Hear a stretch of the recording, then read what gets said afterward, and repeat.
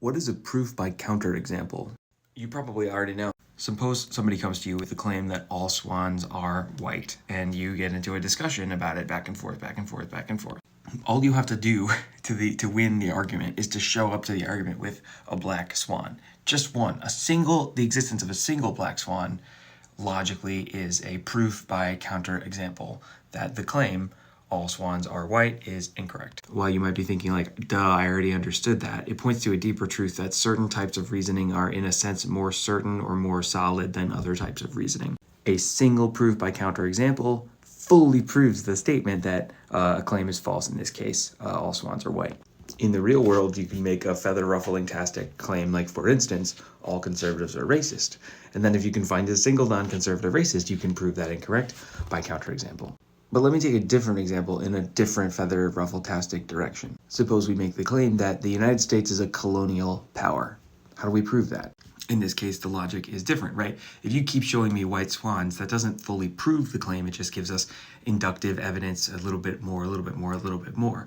You can say, well, France exists and we didn't colonize France. Therefore, the United States is not a colonial power.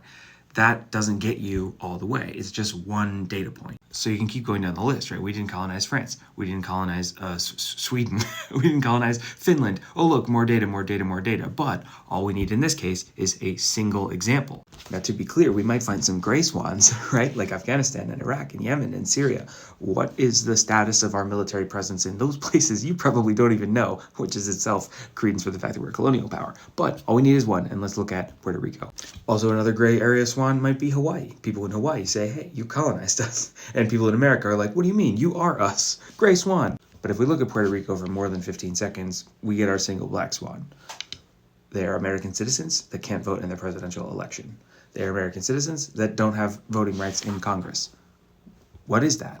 Also, I live on the internet, and so I understand that there would be people who are like, well, actually, but your logical induction, just change the claim to the U.S. does not have colonies. And then you provide the existence of a single colony, and you have your argument. I'm not on the ground in Puerto Rico, and from what I understand, the question of Puerto Rican statehood is more complicated than a single yes or no. People are split. There's more complexity than I understand or that can fit into this video. But what I do know for sure is that part of what the American mythology is that we believe that by throwing tea into a harbor, we created a moral distinction between us and Daddy England. That's a weird way to say it, but I'm just thinking of the character in Hamilton that we all laugh at when he comes out and he's like, I'm the king, man. We think that we are different. We just do it different.